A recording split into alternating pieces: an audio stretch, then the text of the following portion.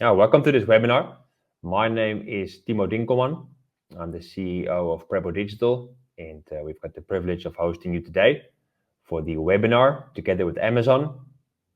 And we're looking forward to sharing insights, sharing knowledge, and sharing with you tips and tricks on how to grow your Amazon businesses, how to improve what you've got on Amazon, and yeah, make it a success.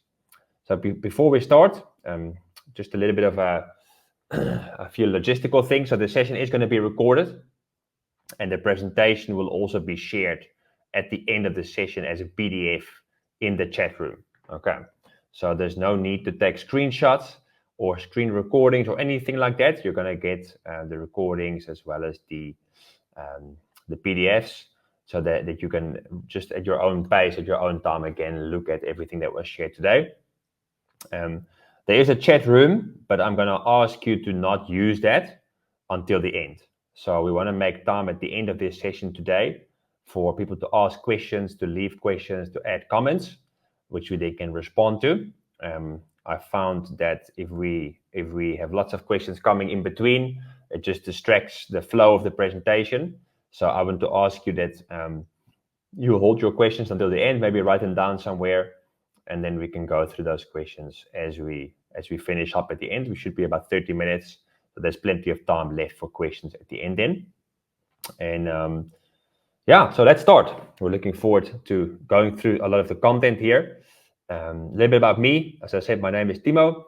I am a seasoned entrepreneur in the digital space. I've had multiple online businesses.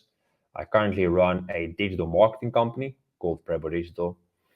I'm currently also an active seller on Amazon and on Takealot, selling on both of those platforms.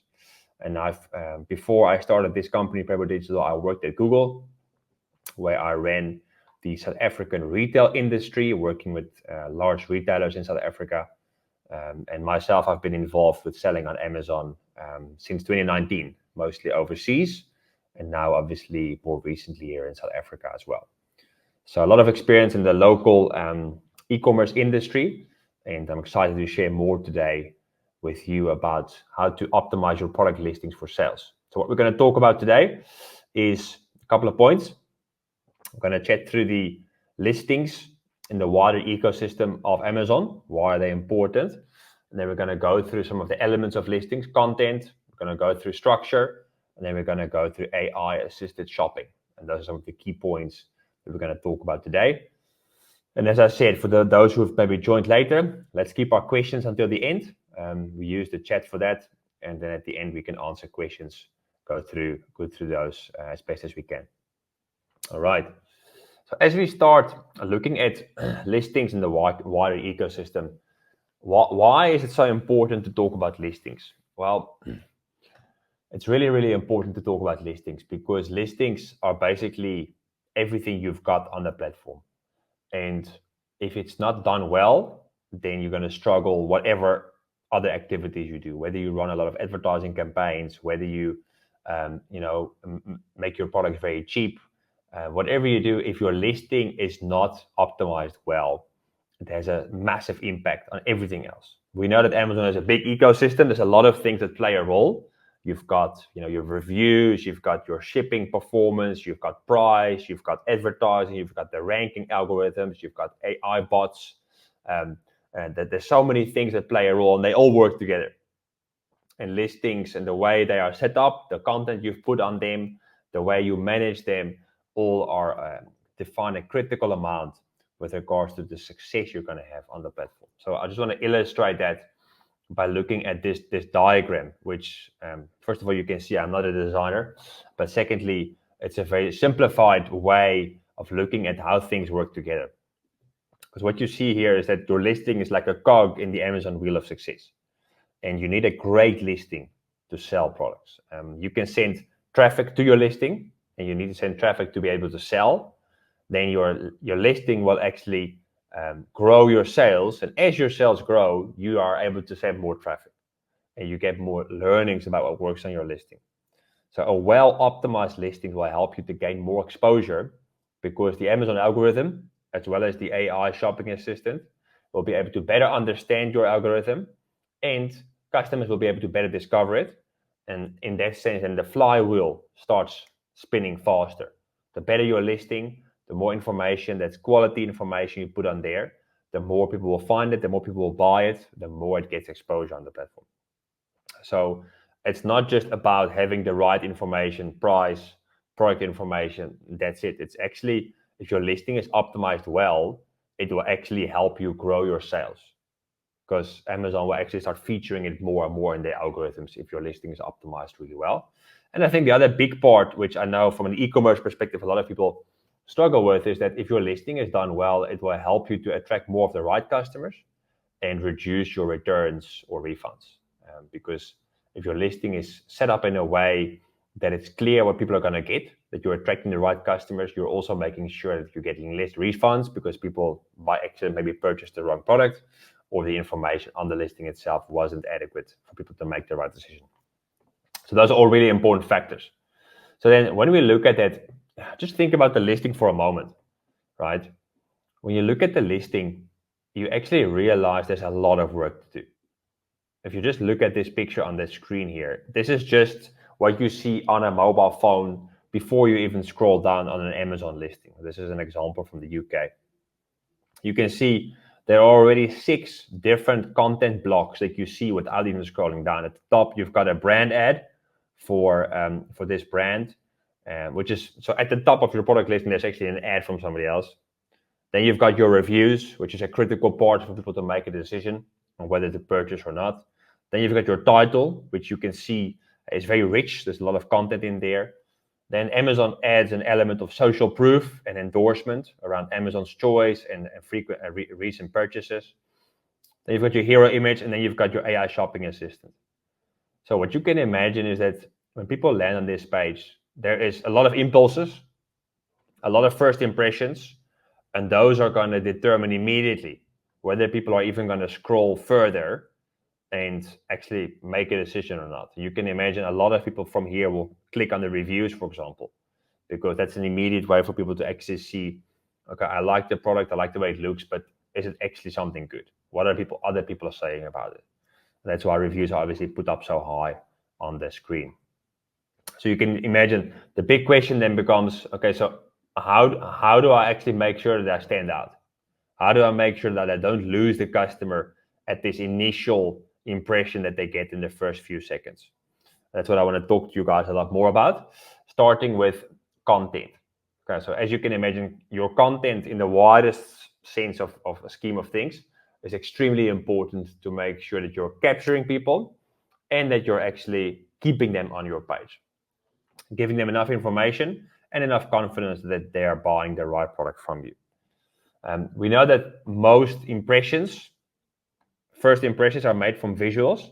However, written content is still extremely important for both consumers and for the platform, for Amazon itself, to understand the product, to understand context, and to rank. Okay, so I'm going to go a little bit deeper into that. What you see on the screen here is you see an example of a product listing. Now, when you look at the written content section here, you've got the title of the product, which, as you can see, is quite a lot of words, okay? And it's maybe a lot longer than what people normally would call their product. However, what this business has done well is they've done a lot of research to understand what should I put in my title so that when people land on my product page, that they see the right product, that they see as much information as possible above the fold, so at the top of the screen before they even have to scroll down.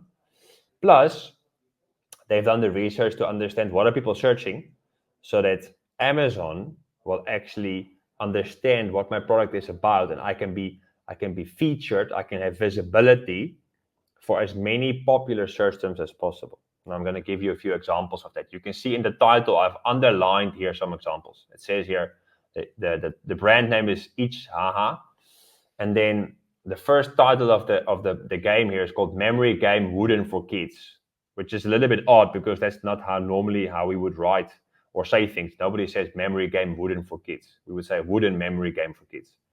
But they've chosen to use memory game first because that's probably a more popular search word on Amazon that people use, and it's a better descriptor of the product itself. because this game is not just a wooden game, right? It's actually a wooden memory game. So they've chosen to lead with memory game. So that's the first thing that people see, what they read. And then they've added the adjective for wooden later on. And then secondly, they've added wooden board game, which is a little bit of a broader term that they also want to rank for. They want to rank for when people search wooden board game on Amazon. And that's why it's second in the title, to make sure they get the visibility and the indexing by the Amazon algorithms for that keyword, and to make sure it then pops up in the title immediately when you see it. It's not somewhere down on the page, it's actually right there in the title. A couple of other big words that they've included is Montessori, which is a big word. So anything related to Montessori materials, which is an education method, or education philosophy, they will rank for those keywords as well. So if somebody is searching for Montessori tools or Montessori games, they can potentially rank for that because they've got the word now in the title. And then what they've also done, which is smart, is they've added the age ranges here, but they haven't added it as a range, as in 3-5. They've actually made it 3, 4, 5 years old, which means that if they would have had 3 to 5 years old, then if somebody searching for a 4-year-old, it wouldn't have picked that up. So they've added the specific ages for which the game is eligible as individual descriptors, which helps a lot to make sure that they are ranking for each of those words and that people can see exactly, okay, it's 3, 4, and 5. Okay, so to remove any form of ambiguity or unclarity. So you can already see how much effort and how much work goes into crafting a really good title that is actually legible, it's readable, it's clear what it's about, and it ranks well for keywords that people are searching for from an Amazon perspective. Okay, that's just the title. And you wanna be careful to make sure it's specific. You don't go too broad, because if you just, for example, would have focused on the word game, and all you're talking about in your title is just game, then you're competing with any and all types of games, which would be way too broad. You're competing with computer games. You're competing with maybe different types of games you don't want to be competing with. So you have to be narrow enough to make sure that you're getting the right type of customer, but broad enough that you rank for related keywords. And they've done it well by focusing on memory game first, and then wooden board game second, and Montessori third. Okay, so it goes from narrow to broader. Okay, that's just the title. You want to focus on keywords with high search volume, low competition, and the most relevant terms. Those should be added to your descriptions. Okay, and then we've got the bullet points, which is the second piece of content that you can add on a product page. So you can add up to 5 bullet points, and I recommend that you do. And as you can see, that's where you get a lot more space to actually write about the product itself. So in this case, they've chosen to use the first bullet point to make it very descriptive of the game, about how it works and what's included. Second bullet point is about the quality of the material, especially because this is the children's game. It's really important that it's safe. And then they've got more bullet points, which on mobile, you need to actually expand to be able to see those. All right. So as you can see, a lot of work goes into the content creation. Now, what's really important here is that, say you do your research and you find all of these words that people are searching, then the tendency can be to just make sure your keyword, your descriptions and your titles have a lot of those keywords just mixed in. And although the principle behind that is right, the execution and implementation that needs to be a little bit different, because with the introduction of AI more and more into everything we do online, the systems are more and more now focusing on working with natural language. That's the way I talk to you now. Okay, so that your content that's written should be written in a way that is easy to read. It makes sense. It follows a logical pattern. It doesn't just have a random bunch of keywords behind each other. Same, for example, what you don't want to do is you don't want to say in your bullet points, memory game for kids, wooden board games, improve memory, and just put all these almost just keywords in. You want to actually make it a flowing story that people can connect with. And also that the AI systems can actually see, okay, this is written by a real person for a real person. And that's going to help you a lot as you seek to improve your listings, as you seek to improve its visibility on the platform, and also as the AI on Amazon also helps people search and find the right products. But I'm going to talk a little bit more about that later. Right, so then how do I go about this?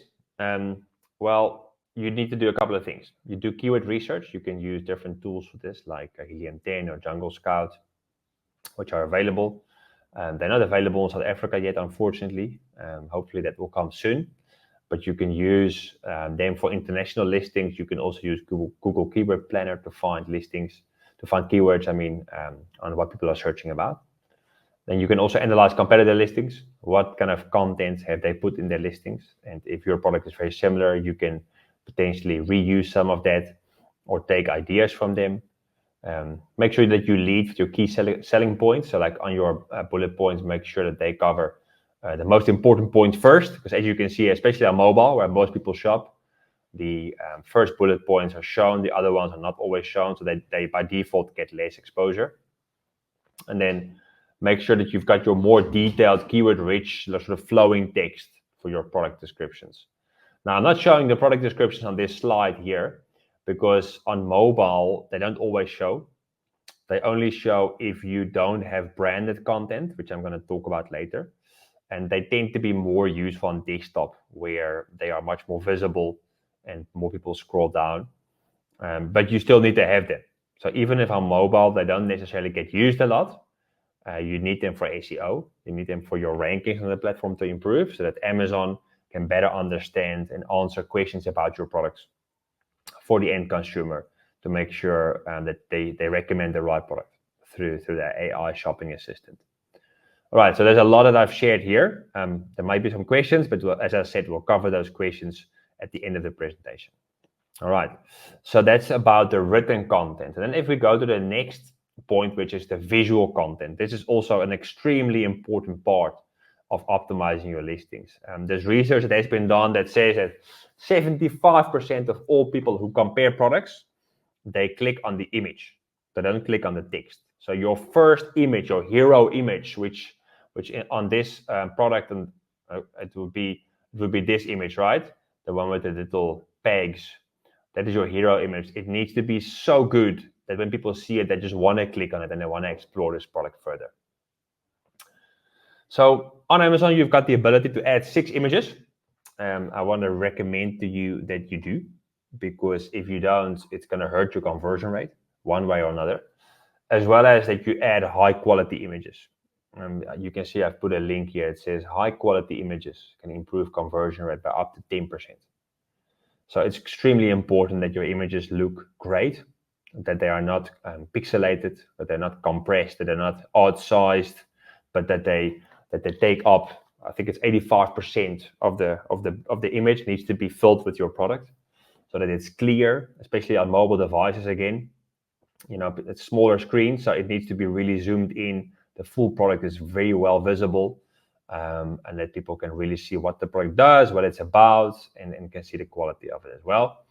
And then you've got 5 other images, and those ones I recommend you use to communicate about the product. You use the features like before and after people have used the product, for example. That works really well.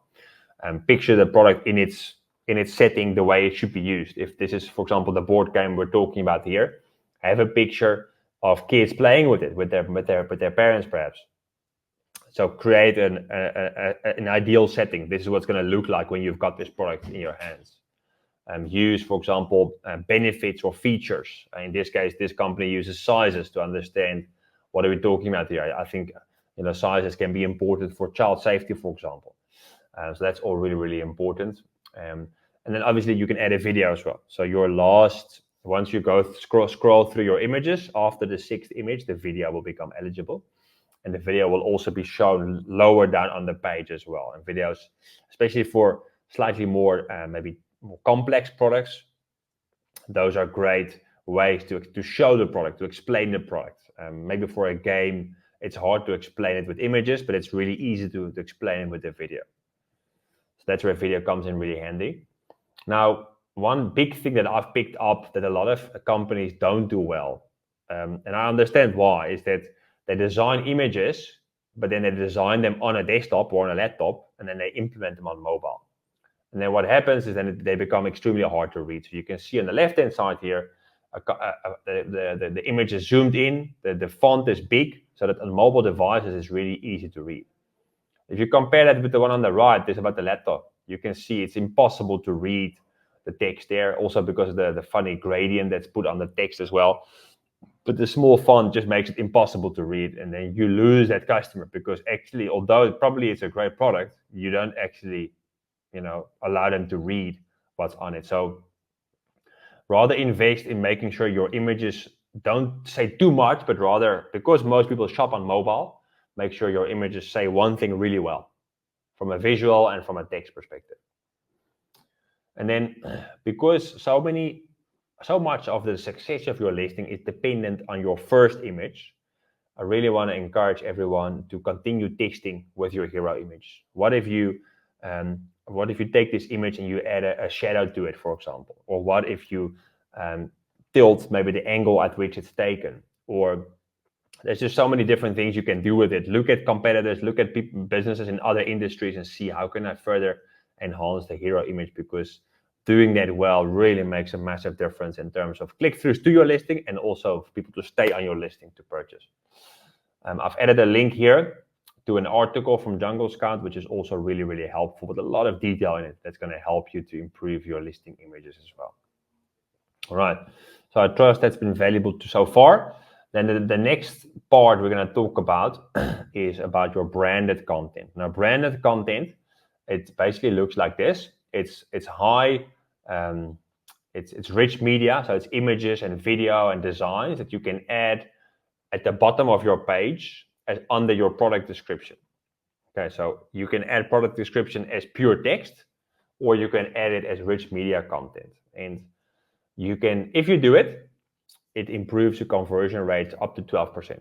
And we've seen it for many of our customers, we've seen that it really does make a big difference, because sometimes text just doesn't do it well to really capture the value and the experience of the product you're selling. What you do need is you need a registered trademark for this. So if you want to add branded content, you need to have a trademark and have brand registry activated on Amazon to allow for this to happen. And then also what I really want to recommend that you do is you make sure that you add image alt tags for your images in the A+ content, so that if people have a slow connection or if they use alternative means of viewing the content, like a reader, for example, then it will still show the people what's on the images and what it's about. Plus, it also helps your SEO. Like if you have, for example, an image like this one, it should be having an alt text that says person grabbing a bag from a wooden board game about memory, improving memory. So it's very descriptive. It talks about the context in which the action is happening, and it talks about the game itself. It has descriptors like wooden, for example.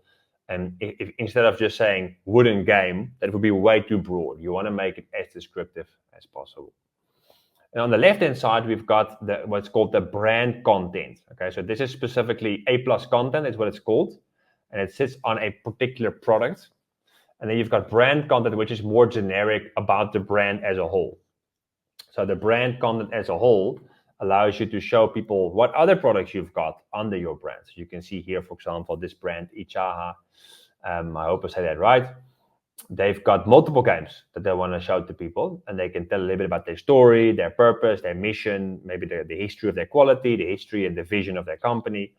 And it can help people to have confidence with the brand, or to explore alternative or additional products that they can buy from them. And it can click through their brand store as well. All right, so branded content is something you want to invest in. It's not something you have to do per each individual product. If you have, for example, categories that have products in them which are very similar, you can also have one piece of A+ content across a category. So say, for example, you've got chess boards, but you've got 6 different chess boards. Then you can have A+ content across those 6 different chess boards, and it can be the same on every one of them. So you don't have to have a unique one, because it can be a lot of work. All right, so then going from branded content, I want to just talk about reviews for a moment. Reviews are a gold mine. They are extremely important. And it's super important that you don't just get them, but that you actually spend time on them. So reviews. So let's start maybe by the beginning. Amazon has a principle that they want your listing to be called retail ready, which means that you need to have 15 reviews over a score of 3.5. Okay, 15 reviews with an average score of 3.5 or higher. If you've got that, then they're going to start promoting your listing a lot more in their algorithms, in their organic rankings, and it's really going to benefit you as a business. Before that time, you need to work really hard to get to that point. You can also see that on the graph there that reviews have a massive impact on conversion rate. You can see that the difference between a score below 3 and a score of over 4.5 is almost 50%. So, and we've generally found that products that have a score below 4, so anything below 4, generally we see that people start dropping their sales quite a bit. Even if you're on 3.8, it's just that this magic barrier of 4 is really important to make sure that you stay above that. Okay, so really important that. Now you've got reviews, and what's happening is that if you've got a lot of reviews in some markets, I think in the US, I don't think in the UK or in South Africa yet, Amazon actually summarizes your reviews using AI. So you've got an example here where it says customers say out of those 10,000 reviews that, customers like this and this and this. Some customers, however, are mixed on the stability, fit, and flexibility. Okay, so it's AI generated from the text of customer reviews, and there's a number of things that people find good, but there are some points that people were not so impressed by. So this is really helpful because people will read this. They don't want to read through 10,000 reviews. People generally only read the first couple of reviews. Maybe they explicitly read 1 or 2 negative reviews, but this is a really good way for people to see what is generally the experience that people have had. And for you as a business, I mean, this is free customer feedback that you get pretty much within a week or so after people have purchased. So what I always recommend my customers is to make sure that you regularly analyze your reviews, to hear what customers love, to make sure that you double down on that, protect that space, protect that feature, protect that experience, but also where they're experiencing friction, so you can update listings accordingly. And there was a really great example of a company that was selling rollerblades.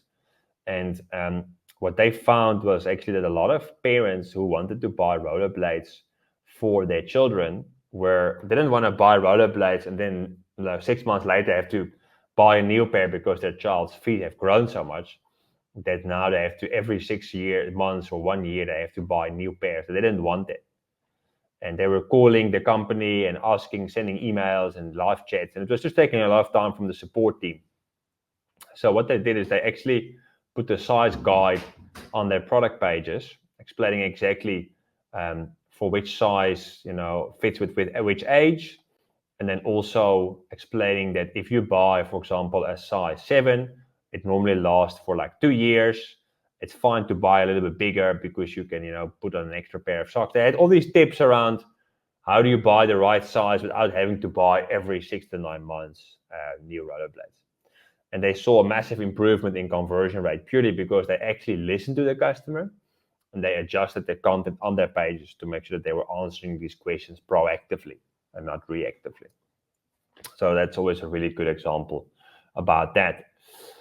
All right, so that's on the review side. So we've spoken about a lot of different things now, and I've given you a lot of different ways in which you can improve your listings already. Probably you're already looking at your own listings and thinking, okay, what should I do there? What should I do with my title? How are my reviews looking? How can I improve my images, etc., etc. So here's a lot of work that you can do with that. The next thing I want to talk about is on the structure of your listings. And this is really important because it actually impacts the performance of your listings, and it also impacts how Amazon sees your product as well. Okay, so when I talk about structure, I talk about if you have a product, for example, with multiple variations, sizes or colors or models, how is the best way to display that? Now, here's an example of 2 different ways. On the left-hand side, you see an art piece that is just one art piece, and it just shows the different sizes there from that specific art piece. Okay. And on the right-hand side, you can see there's an art piece with the different sizes, but they've also put all the other art pieces that are similar to that also there as variations. So those would be like color variations. And in this way, what you're doing on the right-hand side, you're giving people only have to click through once to your product listing, but they can explore, over almost 20 different art pieces at one listing. They can click on any of them and then the picture will change you. So that's a really clever way to gather a lot of, give people a lot of options, if it makes sense for your product, obviously, and then to let them make a choice quickly.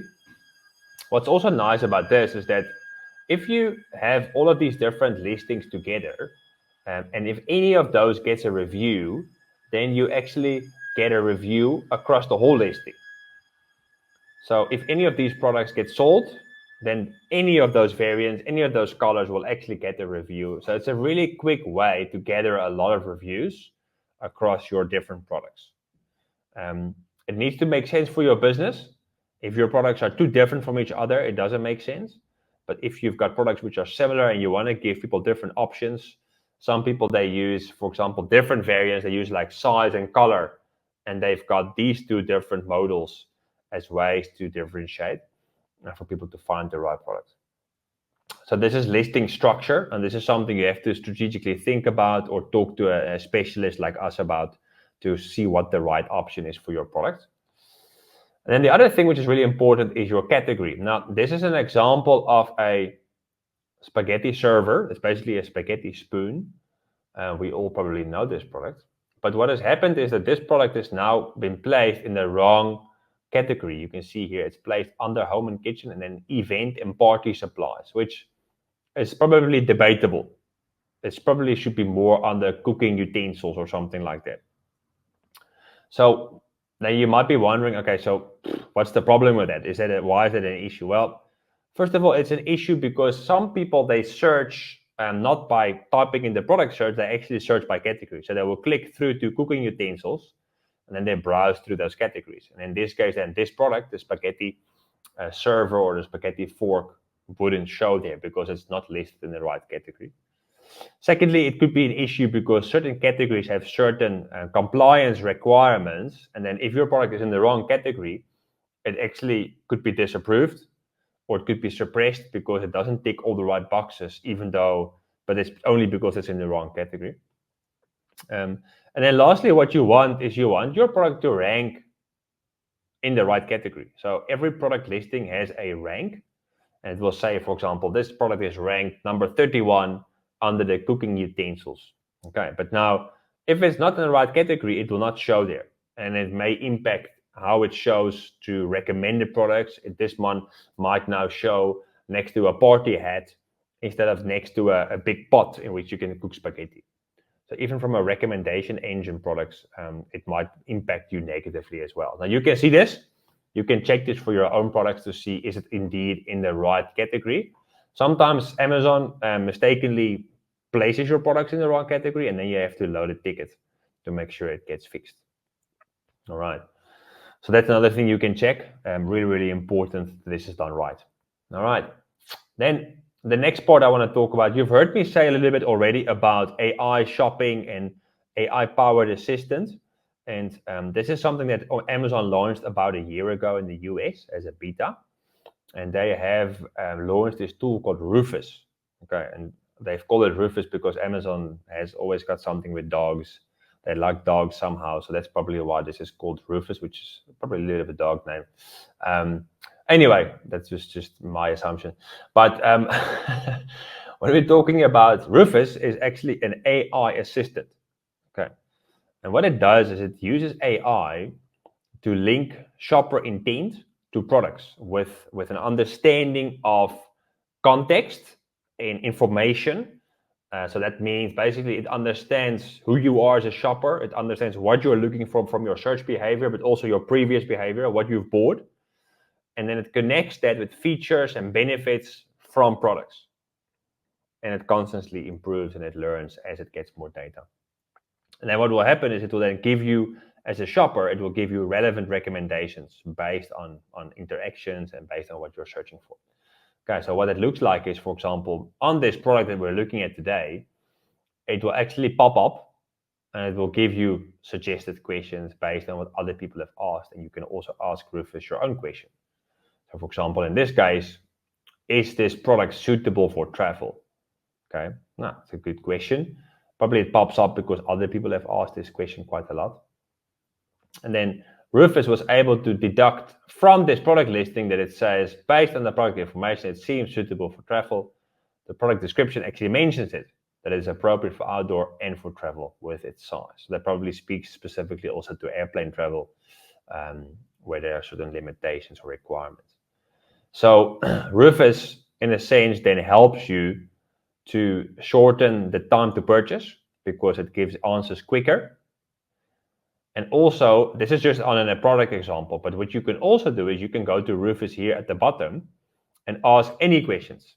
For example, if you are looking to braai a particular type of meat, but you've never braaied it before, you can say, what is the ideal braaier or the ideal wood or the ideal, for example, cooking utensils to braai this type of meat.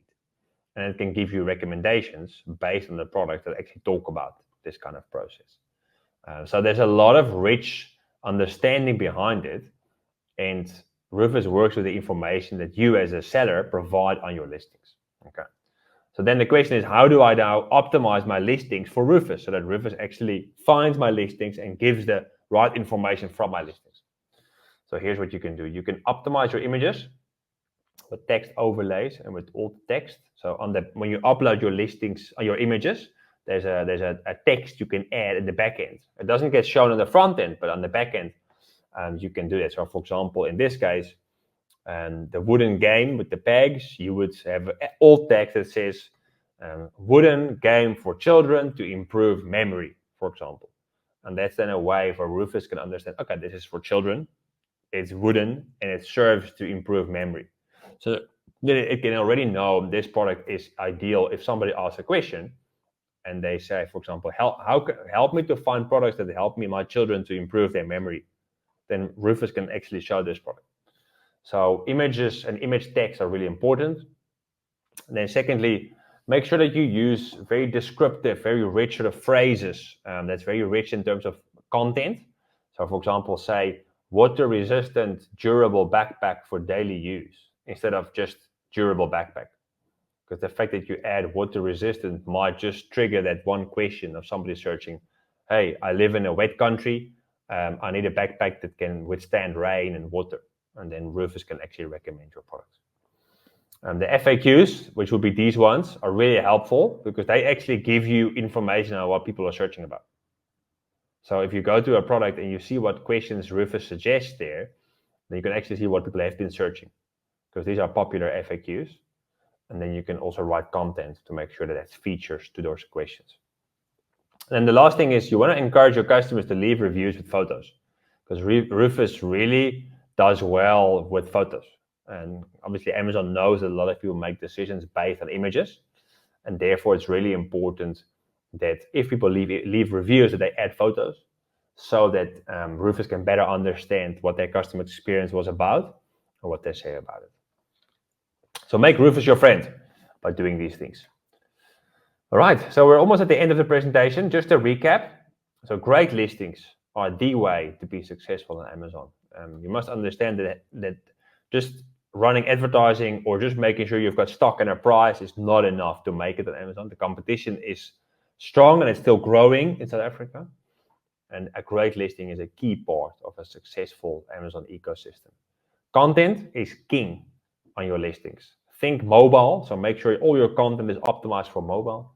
Think AI, so think Rufus. Make sure that you do everything to give Rufus as much information and an understanding about your products. And think about your first impressions when people see your listing. Reviews, first images, title, bullet points.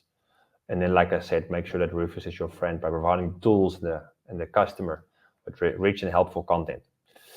All right, so that's what we're talking about today. I just wanted to quickly mention about us. So we are a digital marketing agency. We are a media and tech partner of many different platforms that you might be familiar with. We're very strong performance marketing, Google advertising, Amazon marketing for businesses, SEO, social media advertising. We've been helping many customers in South Africa and abroad with that, helping them seeing consistent growth over many years. Here are some of the businesses that you may be familiar with that we work with and have worked with. All right.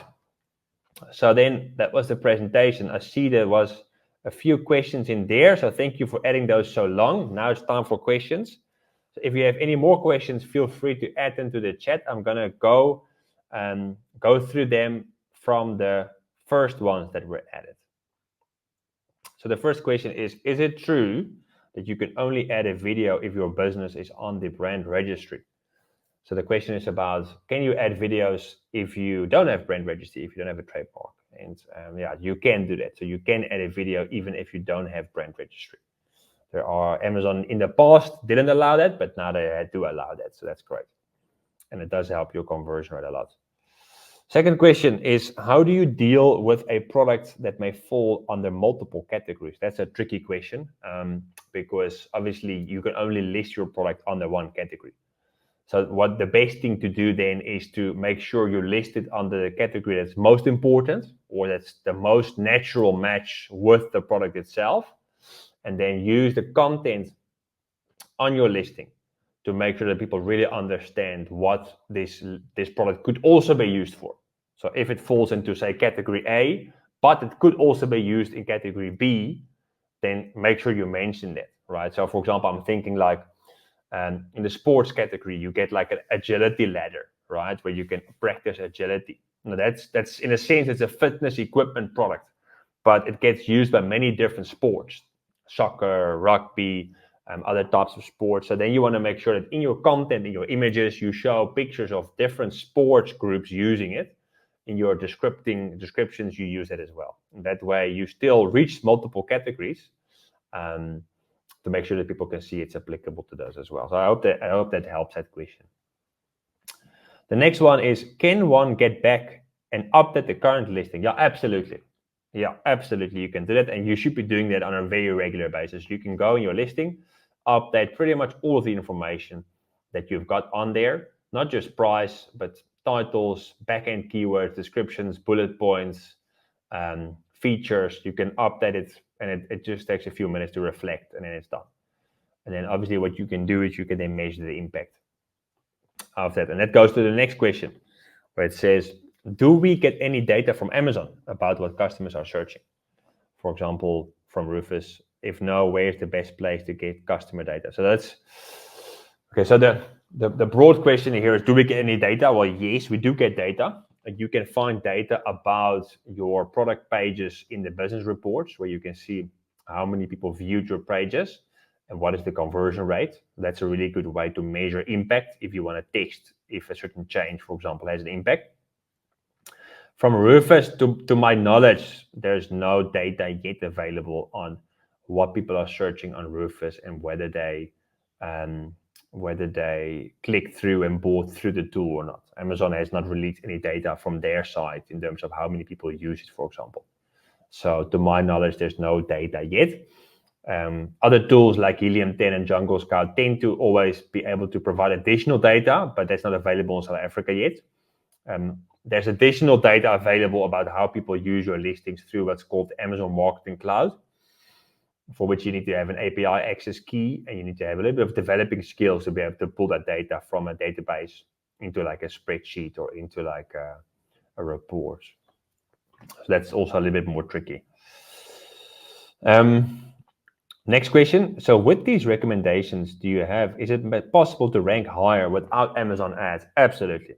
Absolutely. That's basically the purpose of what I've been trying to talk about today, is to make sure that you can actually improve your rankings, get more visibility, get more traffic by optimizing your listings. Amazon ads is important. So Amazon ads is something you definitely want to do, but your listings are going to help you to grow your organic, your unpaid traffic a lot.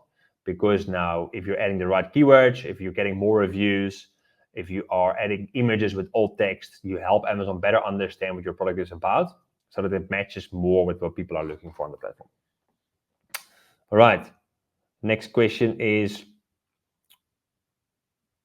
Okay, I think somebody was responding to my comment. It says the correct category is locked, but then it also falls under another category. Perhaps those strong descriptors can help, just to ensure I get hits when people search either way. Yeah, exactly.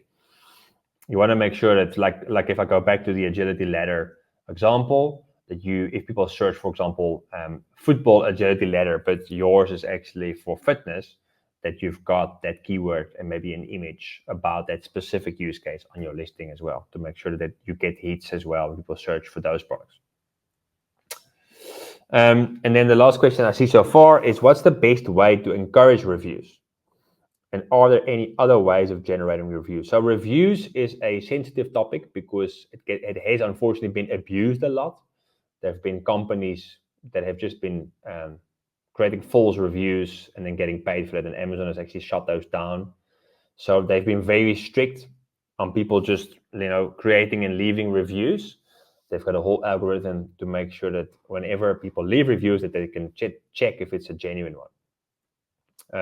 So what you can do is, Amazon obviously themselves, they send out emails to follow up for people to leave reviews. You can also when you send the product to the customer, you can add a little leaflet. It's called a product insert card, in which you can encourage people to leave reviews. You can't encourage people to only leave good reviews. You just can encourage them to leave reviews. You can't offer money or anything like that for people to leave good reviews, that your product will be disapproved. And then you can also use additional outside tools like Helium 10, where you can create your own emails that you can link with Amazon and send a follow-up sequence to generate more reviews. We also use it for our customers. Great. Last question I see here, new question. Apologies if you mentioned this already. I was late to join. Is Prebo Digital a program that we need to use Rufus, or how can we learn more about Rufus and how to work with it? Sorry, I was late. So no worries. There's going to be a recording available, as well as the PDF from this presentation is going to be available, so you can learn all about that. Prebo Digital is a Amazon partner. So Prebo Digital is a digital marketing company that helps businesses and sellers to launch their products on Amazon and to sell on Amazon through marketing. We work with Amazon. We're not part of Amazon.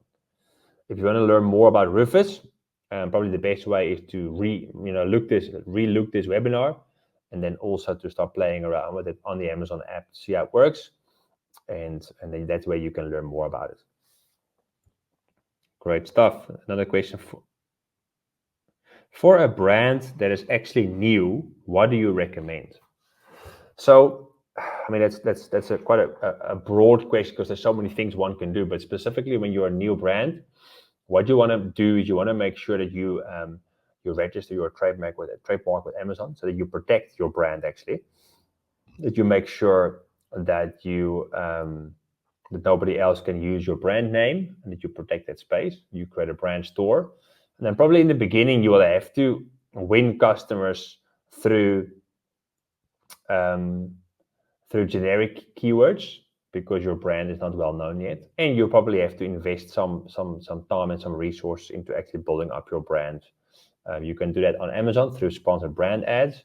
You can also do that outside of Amazon through social media platforms or YouTube or anything like that to build up a brand. And if your product specifically is a brand-led product, I would definitely recommend that you go that route, to make sure that over time people will want to buy your brand and not just your product, if that makes sense. All right. Another question: does easy ship versus FBA make a difference to rankings, and also the quantity available? So Amazon always prefers FBA, because I think for them it's the way they see that they get the best conversion rates and the customer gets the best product experience. If FBA, Amazon has more control over it, so Amazon will always prefer that. With regards to Easy Ship, we don't know that yet, because it's new in South Africa. So Amazon, to my knowledge, hasn't released any data about that. Easy Ship is new in South Africa. It's not available anywhere else in the world. But in general, FBA is what Amazon prefers from a buy box and from a conversion rate perspective. All right. I'm going to leave it open for 3 more questions, if there are any. I hope this was helpful to you. And we're going to send out a survey form at the end of this. And I would really appreciate if you can leave just to complete that. Amazon will really appreciate that. And we as well, just to get feedback and to see if this was helpful and if there's any room for improvement. And there's one more question. What is the best way to set apart generic listings if you have many competitors? How do you stand out? Yeah, that's a great question. So, I mean, a generic listing is basically where you are competing with many other products. For example, for like a cell phone case, typically those don't have brands, for example. The best way you want to make sure that you set yourself apart is through reviews. It's a really important way. Images are really important to make sure that people can quickly see what the product does, how its value, how its quality is, because there has to be one way that you can set yourself apart. If it's exactly the same product, you can win by having better content, by having better customer service, and potentially obviously by price. But that's a hard one. So that's a tricky one to really win on. But other than that, images, content, reviews are the key ways in which you can set yourself apart. Is there a question about this picture that somebody wants to add? So I've sold this, but no stats are given. Yeah, maybe you want to check under your business reports to see if the stats are there. Maybe it's a different variation of this listing that might be selling, and then you can find the stats somewhere else. Business reports is found under reports and then business reports. And you can segment by parent SKU or by child SKU. I see your comment here. If there's nothing showing there, then it might be a bug on the Amazon side. Does your company help with ad strategies for? Yeah, absolutely. We help with ad strategies for listings. So Prebo Digital, we've been helping brands in the US, in the UK, in Europe, in South Africa, with their Amazon from launch to growth. So launching products, optimizing product listings, running ad campaigns, giving you strategies, reports, troubleshooting and tickets and things like that. So we've been doing that for many years, and we work with major brands in South Africa. We've been working with major brands here as well as overseas. So it's something we do on a day-to-day basis. Yes, absolutely. So you're free to reach out to us. You can find us on prebodigital.co.za and leave your details there for us to get in touch with you. There's the link. Question. This is obviously not related to this presentation, but wondering if you can assist. Do I have to have my own packaging branded if I wish to ship by myself? No, you don't have to. Unless you want to use brand registry, then your packaging or your product needs to have your brand on it. It needs to match with the brand registry that you've listed. With Amazon, there needs to be a match between what brand you've registered and what brand is on your packaging. All right, we're gonna close the webinar. Thank you for everyone who has participated, who has left their details, their answers. Really appreciate that. And thank you for your time. And then, wishing you all a wonderful rest of the week. It's a fake Wednesday. It's almost Friday. So have a great week. And hopefully we'll see each other soon at another Amazon event or webinar.